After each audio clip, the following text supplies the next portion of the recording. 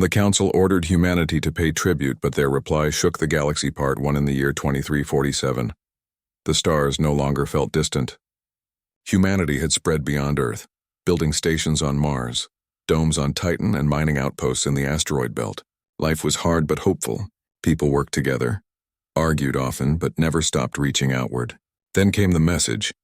It arrived not with fanfare but with cold precision. A transmission from the Galactic Council, a group of 17 alien species who had ruled the known galaxy for over 300 years. Their ships were sleek, their technology ancient, and their word was law. No one had ever challenged them. Not openly, at least. The message was simple. Humanity had grown too fast. Their expansion into the Orion Rim had disturbed cosmic equilibrium. As punishment and to ensure future compliance, Earth and all its colonies were ordered to pay tribute. The list was long. 10,000 tons of rare earth metals, 500 genetic samples from diverse human populations, and 1,000 cultural artifacts deemed representative of human identity. The deadline was 30 days. Failure to comply would be seen as an act of war. On Earth, panic spread like wildfire. News channels blared the Council's decree in every language. Stock markets crashed. Some cities emptied as people fled to underground shelters, fearing invasion. Others gathered in public squares, shouting for resistance or surrender. Governments scrambled to respond, but no one knew what to do. The United Earth Council, formed after the last global conflict, had never faced a threat like this.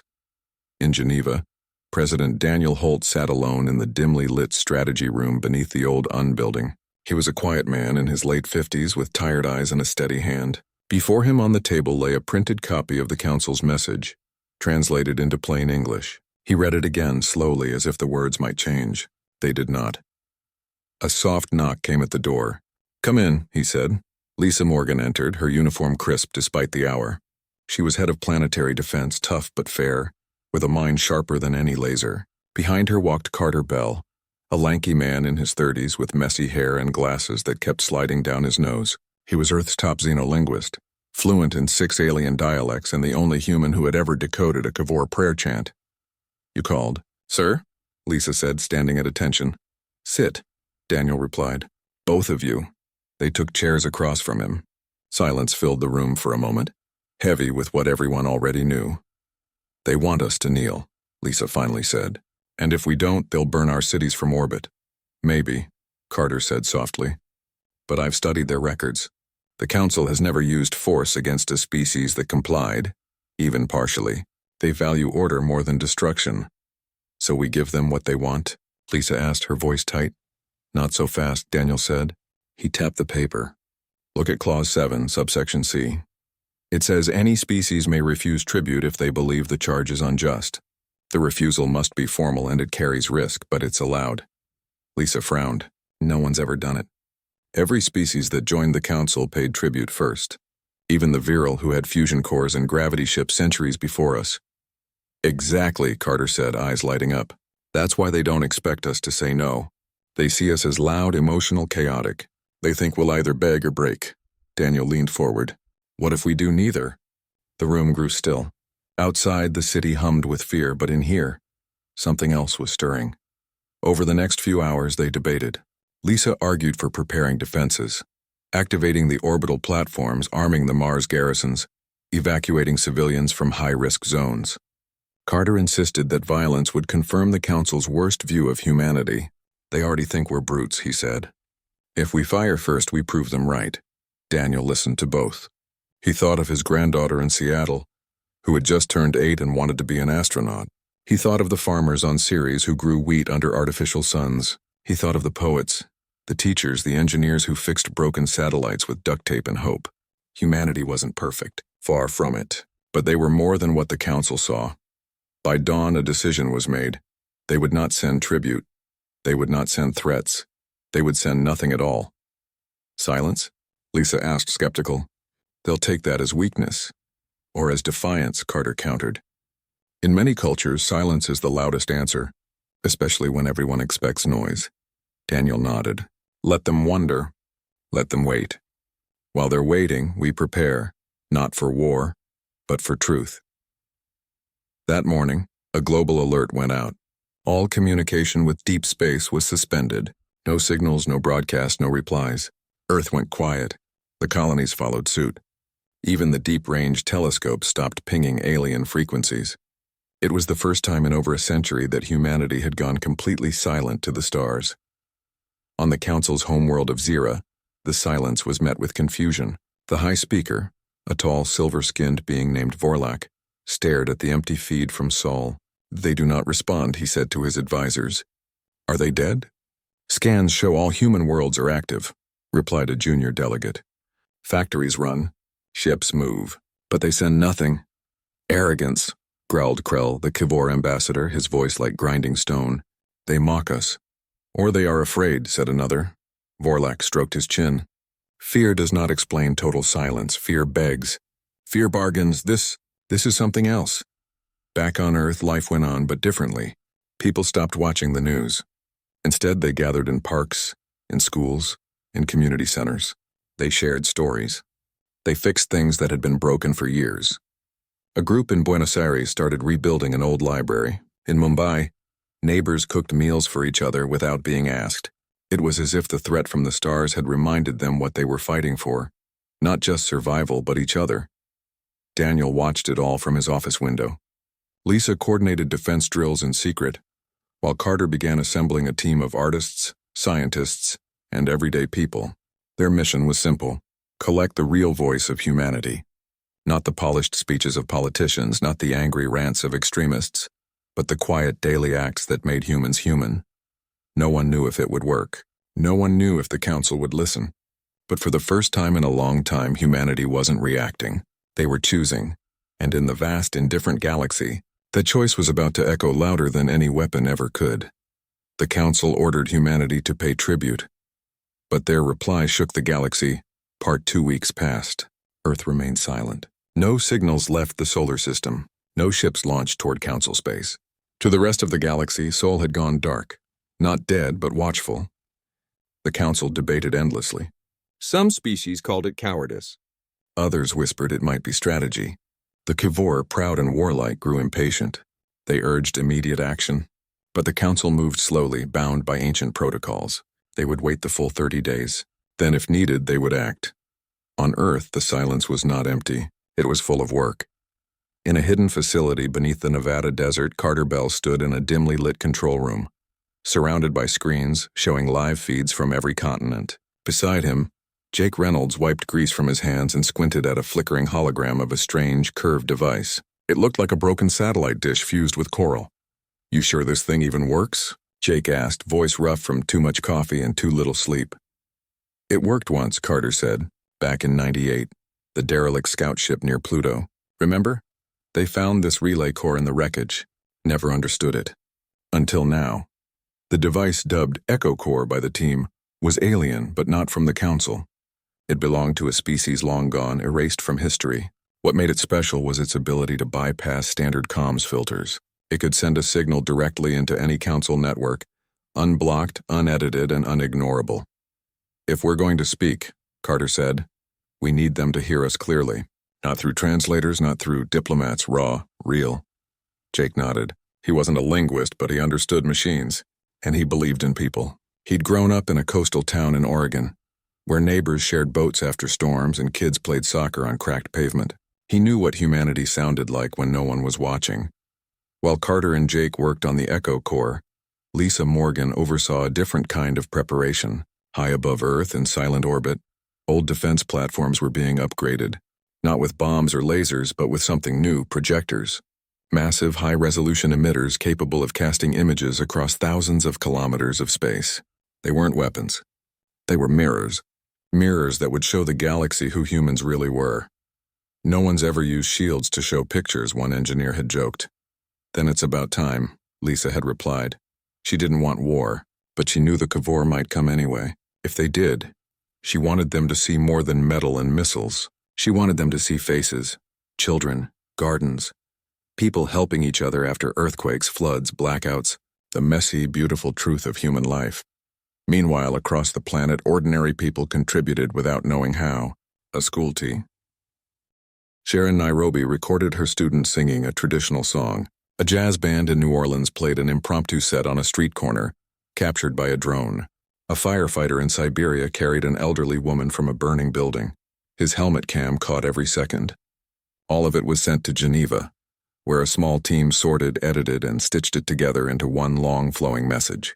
No narration, no demands, just life. Daniel Holt watched the early cuts in his office. He didn't speak for a long time. When he finally did, his voice was quiet. "This is what we are," he said. "Not perfect, but trying." Back in Nevada, the Echo Core hummed to life for the first time. Blue light pulsed through its veins. Jake held his breath as Carter initiated a test sequence. A low tone filled the room, then a burst of static, then clear as morning air, the sound of rain falling on a tin roof in Bangkok. The team froze. "It worked, we can send it," Carter whispered. "Anytime." But Daniel said no. Not yet. Let the silence build. Let the council grow uneasy. Let them wonder what humans were hiding. Because the truth wasn't a threat. It was a gift. And gifts are best given when the receiver is ready to accept them.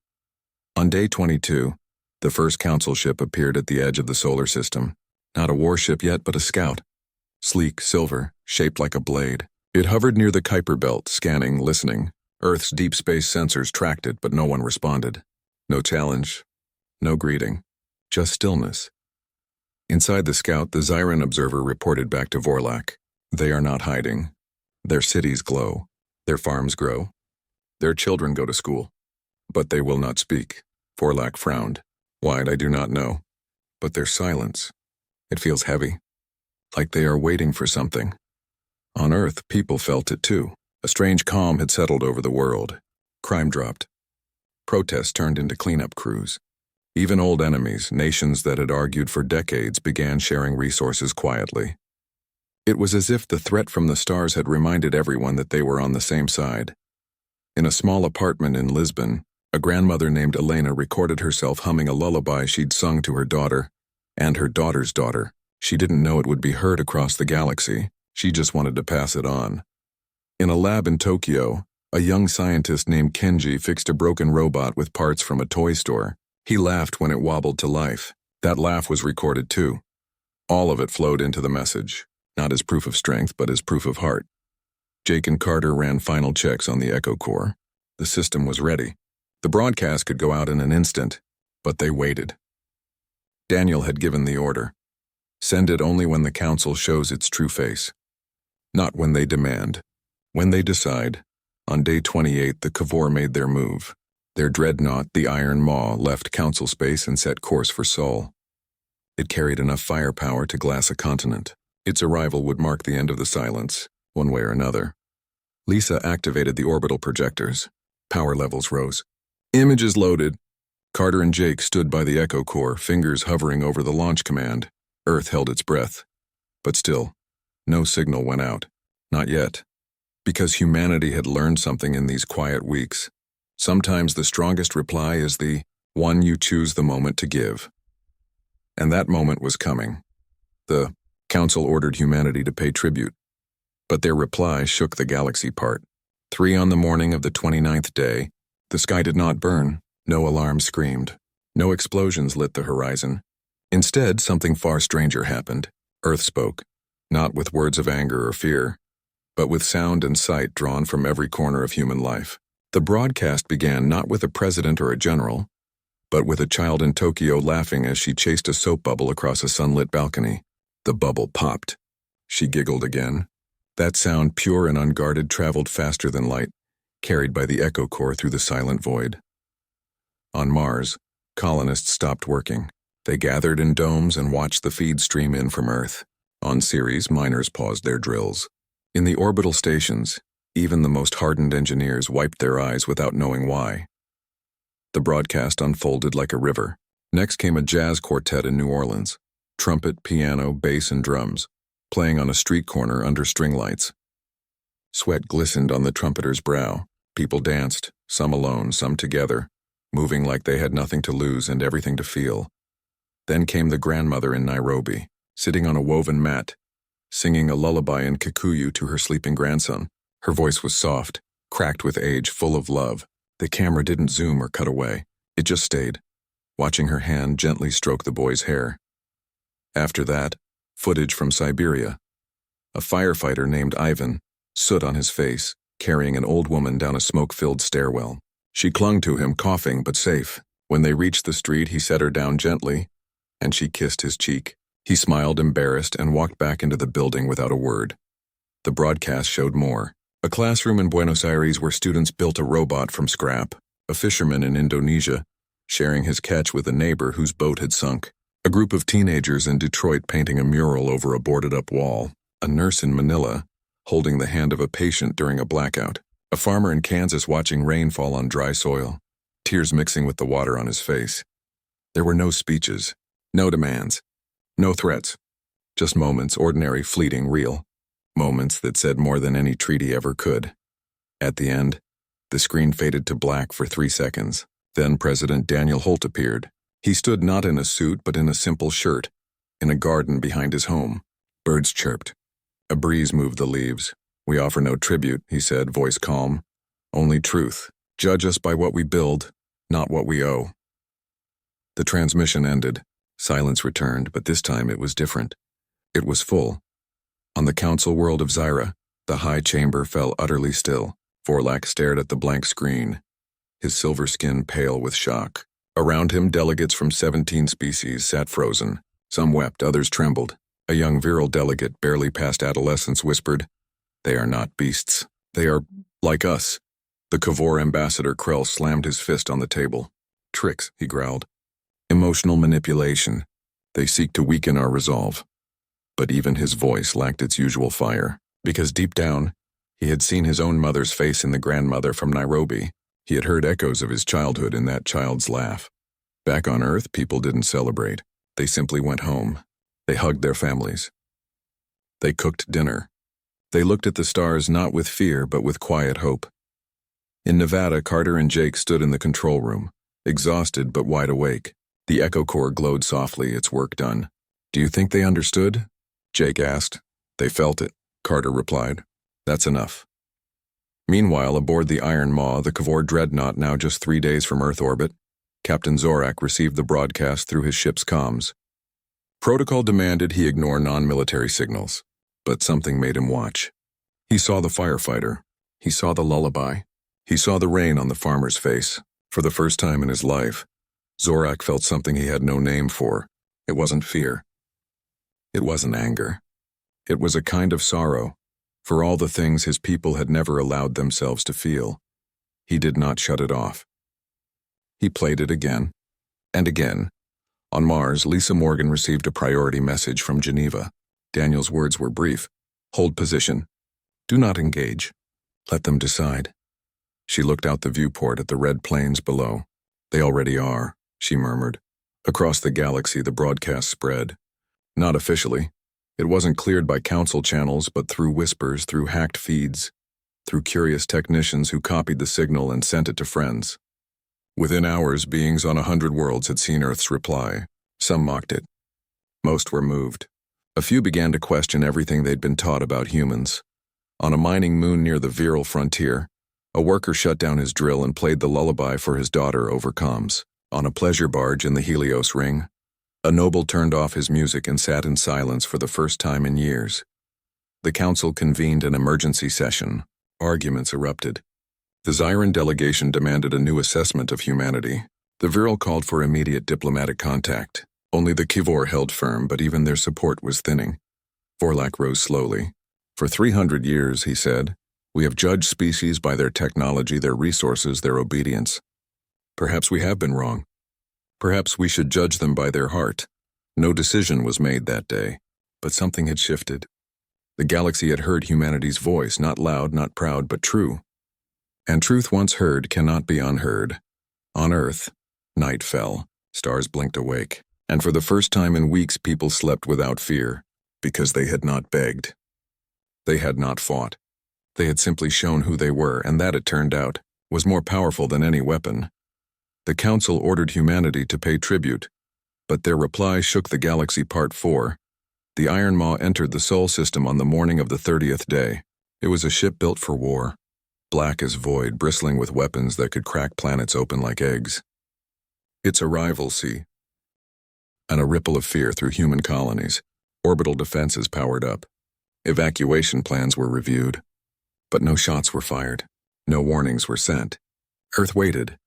Aboard the dreadnought, Captain Zorak stood on the command deck, his claws gripping the railing. He had watched the human broadcast 7 times. Each time, something inside him cracked a little more.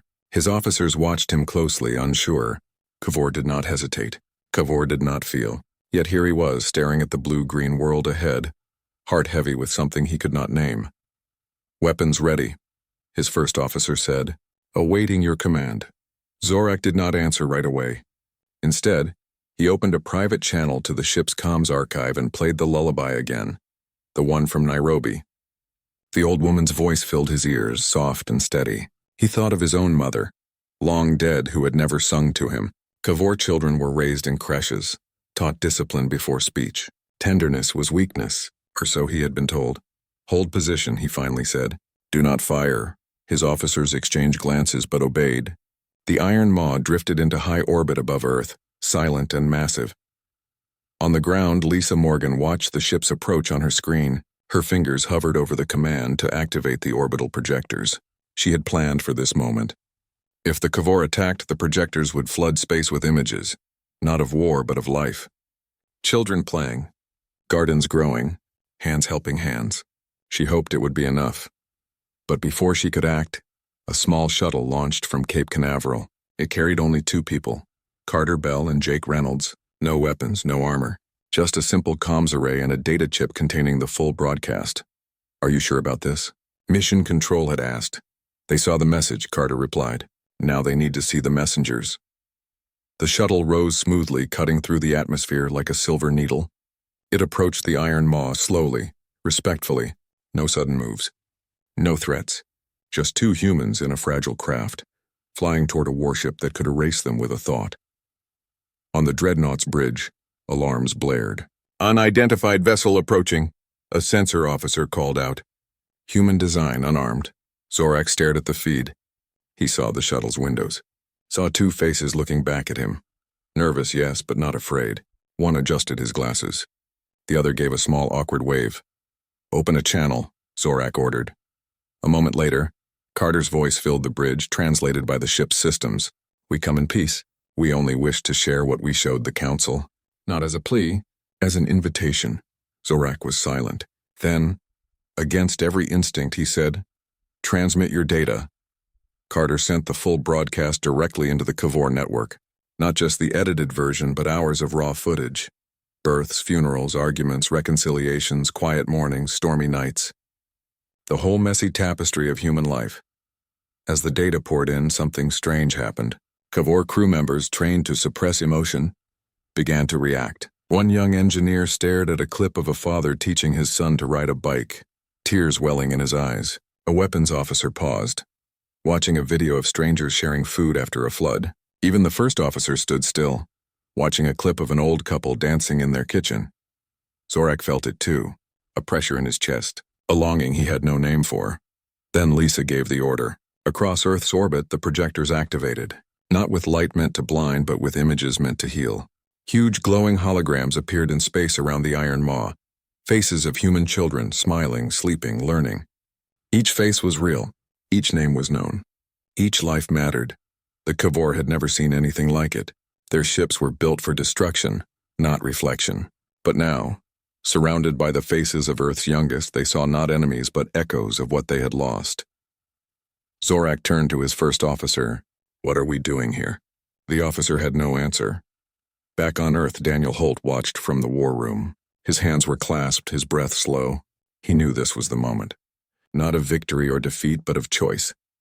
On the shuttle, Jake whispered to Carter, "Do you think it's working?" Carter looked at the massive warship, now bathed in soft light from the holograms.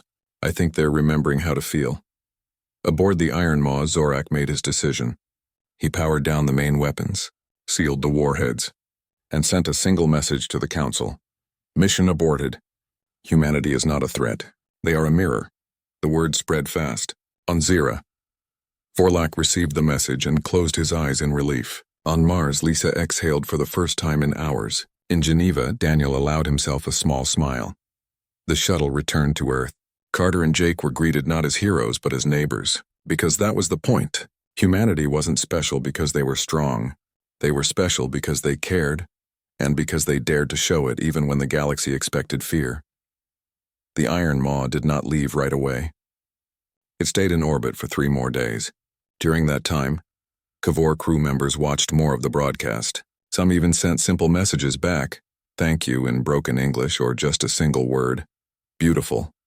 On the 4th day, the dreadnought turned and began its journey home. As it passed the moon, it transmitted one final signal to Earth. It was not words. It was music, a Kavor morning chant usually sung only for the dead. But this version was different. Lighter. Hopeful. It was their first song for the living. And in that moment, something changed. Not just for humans, but for the entire galaxy. Because the Kavor, the fiercest warriors in Council space, had chosen empathy over force. And if they could change, then maybe anyone could. Earth watched the ship disappear into the stars. No one cheered. No one fired a weapon. They simply stood together under one sky, knowing they had won not with steel but with soul. The Council ordered humanity to pay tribute, but their reply shook the galaxy. Part 5. The Council chamber on Zira was full. For the first time in living memory, every seat was taken, not just by ambassadors but by observers, scholars, and even a few young cadets granted rare permission to witness history. At the center of the room stood 3 humans, Daniel Holt, Lisa Morgan, and Carter Bell. They wore simple clothes, no uniforms, no medals. They carried no weapons, only data slates and quiet confidence. Vorlak, the High Speaker, rose from his seat. His silver skin shimmered under the soft light. You were summoned to answer for your silence, he began.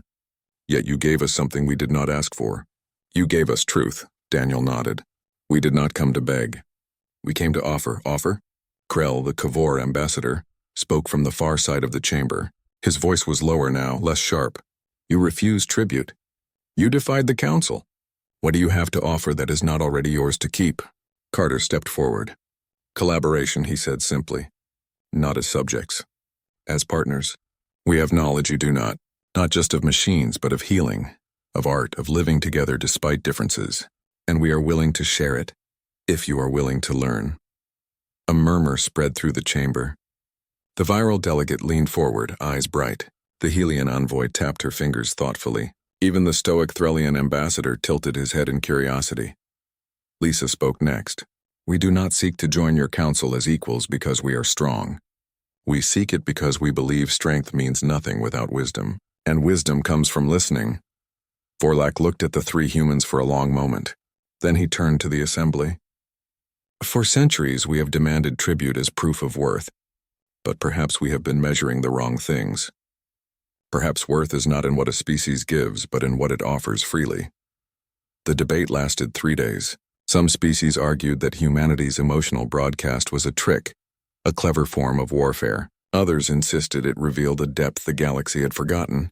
The Kavor remained divided, some still wary, others changed by what they had seen in orbit around Earth. On the 4th day, Vorlak called for a vote. The question was simple. Should humanity be invited into the Galactic Council not as a tributary species, but as a full member with equal voice? The result was not unanimous, but it was enough. 10 species voted yes, 5 abstained. Only 2, including a small mining faction from the Outer Rim, voted no. By council law, the motion passed. Daniel did not cheer. He simply bowed his head in thanks. Lisa allowed herself a small smile.